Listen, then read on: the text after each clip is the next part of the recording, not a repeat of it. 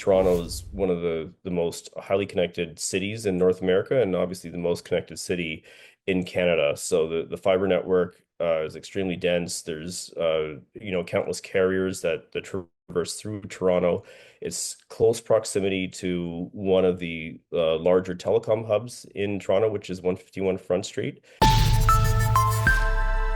All right, welcome back inside our proactive newsroom. And joining me now is Craig Tavares. He is the COO and president of Buzz HPC, a subsidiary of Hive Digital Technologies. And Craig, it's nice to have you along. How are you today? Fantastic. How are you guys? Good, doing well, doing well. Good to have you along, especially because you got significant news out today. And let's begin with the most recent news, and that is that you have launched a new cluster in Quebec. So tell me a bit about this. Okay, so we currently run a number of clusters across Sweden and Canada. This particular cluster is based on NVIDIA's Hopper technology. They're specifically H200 cards that we deployed in a data center, a tier 3 data center in the Quebec region. The Quebec region is fantastic because it's primarily hydroelectric power, almost 100% hydroelectric power. So it really maintains our sustainability story around really bridging the gap between AI and sustainability. The cluster itself, again, is a large supercompute cluster of GPUs. And if you're doing an AI training model, if you're tuning an AI model or running an inference job, it's perfectly suited for those types of applications. Yeah, give me some thoughts on these NVIDIA Hopper GPUs and why those were chosen and the importance of them. They're extremely versatile GPUs. They really lend itself to foundational training models.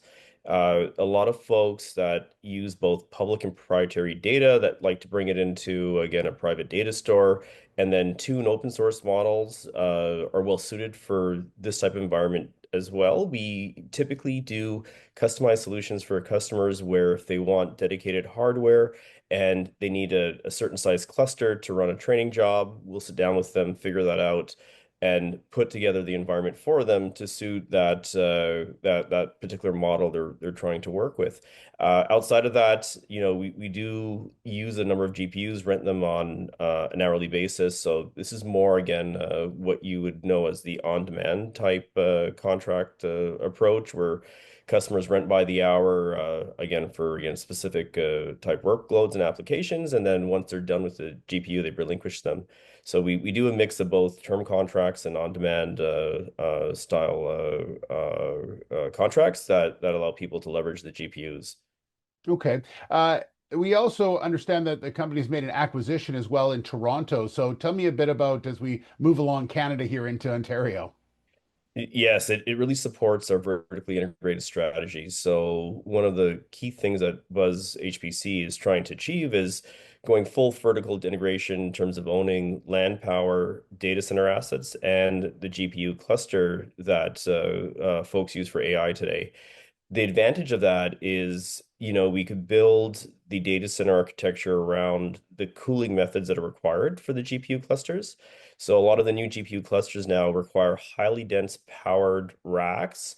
If you roll back the clock, going back even like 5, 6 years ago, we were deploying racks in between 10 kilowatts, up to 15 kilowatts per rack. Today, we're looking at rack sizes of 130 kilowatts per rack. So, Wow. we've almost gone over tenfold what rack sizes used to be. So again, these are very unique designs that we're incorporating into the data center assets themselves. And having that control over the data center asset, again, is extremely advantageous to us so that, we can scale in the way we need to at the speed we need to. The other component is the new GPUs today require water cooling. So it's a liquid cooling type design whereby air cooling really doesn't work with the highly dense rack deployment that I was explaining earlier. And you Mhm. do need liquid cooling to cool this type of setup. So that again really speaks to allowing us to put the right cooling methodologies and strategies into the data center the way we need to deliver those high dense racks for the supercompute clusters that we deploy. Yeah. I've also imagined geographically it's a strong market to be in as well. The geographic relevance of Toronto is extremely important. Toronto is one of the most highly connected cities in North America, and obviously the most connected city in Canada. So the fiber network is extremely dense. There's countless carriers that traverse through Toronto. It's close proximity to one of the larger telecom hubs in Toronto, which is 151 Front Street. So we have close proximity to that site, which means that the connection speeds or latency, so the time it takes for someone to talk to a server sitting in that data center is extremely low. And network performance from a connectivity perspective lends itself to a number of applications. So again, it does let you deploy again many applications across the traditional IT spectrum and the AI spectrum, depending what you need to do inside the data center. Okay. And real quickly, Craig, I just wanted to ask you, your parent company Hive announced also recently they've hit 11.4 exahash per second. This has been continually growing. I know they want to get to a certain number by Thanksgiving in the US. It really is pushing all the boundaries for the company. It's a monumental feat. Yeah, and it speaks to sort of our global strategy as well, moving into Paraguay.